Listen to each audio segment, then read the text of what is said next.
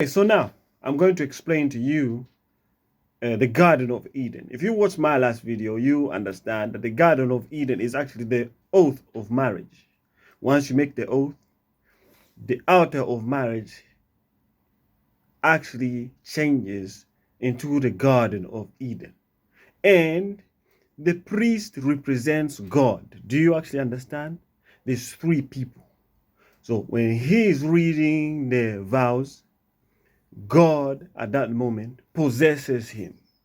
And actually God himself speaks.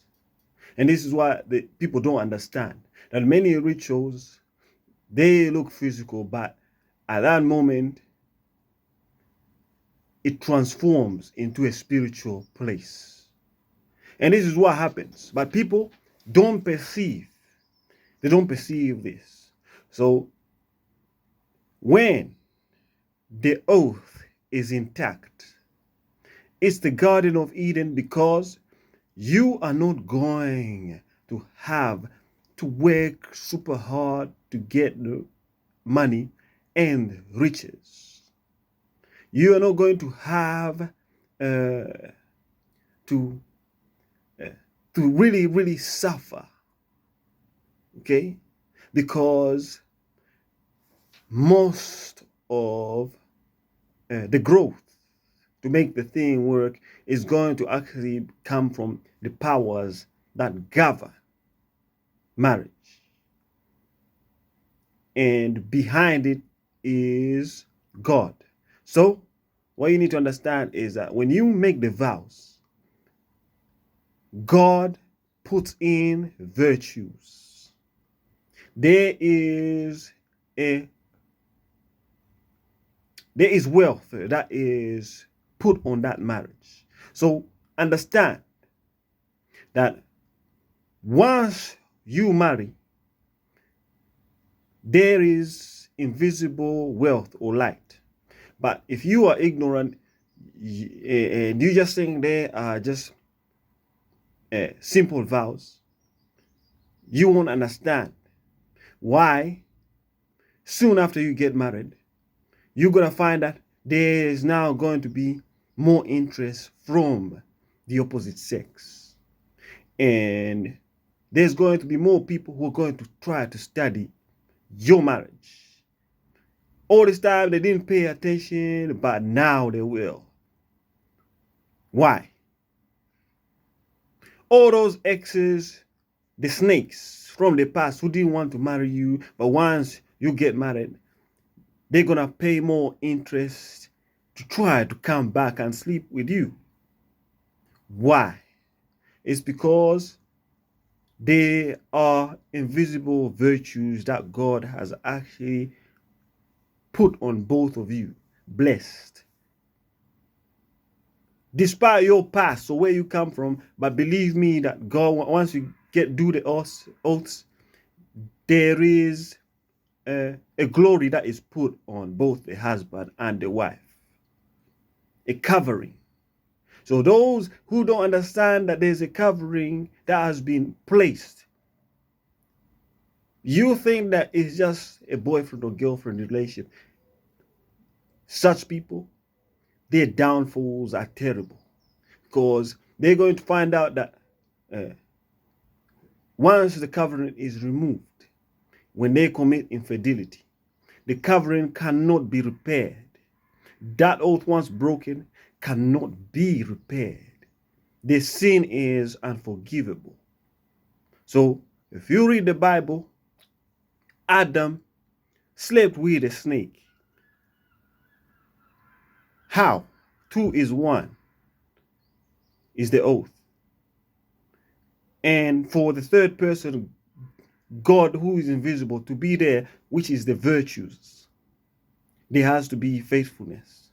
But Eve was beguiled by the snake. And she slept with the snake. Okay, she ate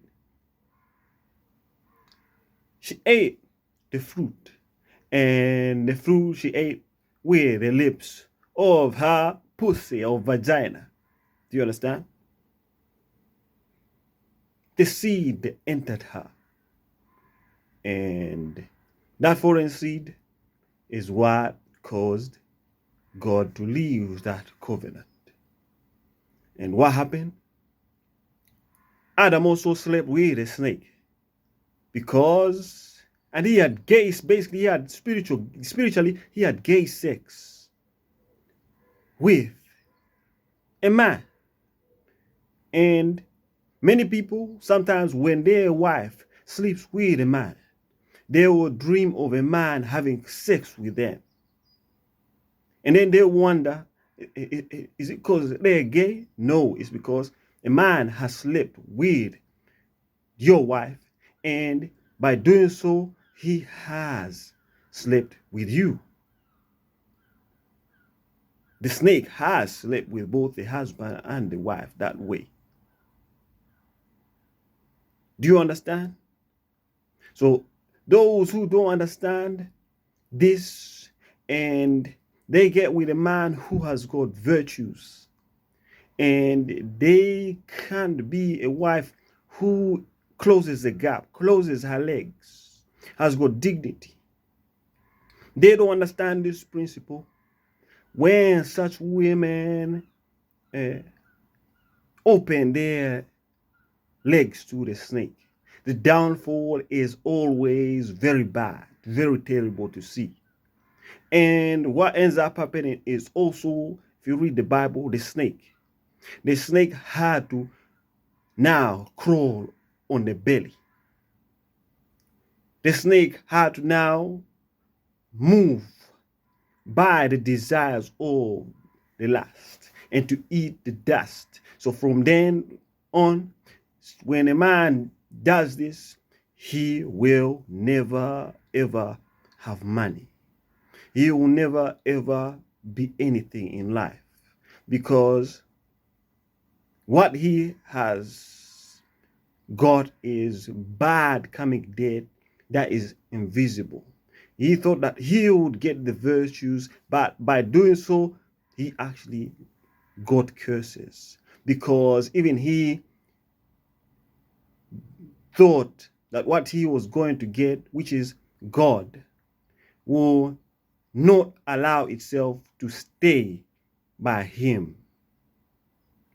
The virtues is God, and also God will refuse, because God is the virtues. So now what ends up happening is that Eve will realize that she's naked. And when it means naked, it means that she realizes that her self-esteem is gone. It's completely unrepairably gone. She is now dead, spiritually dead. Do you understand? Spiritually dead. And if you read the Bible, the snake, he had to eat the dust in the wilderness. So it means that this man who will try to find food, he won't find any. He will try to get a job, he will never get a job. He's basically marked for death. So it means that he will experience death everywhere. He will experience sickness he's never seen before, for no understanding or reading the history.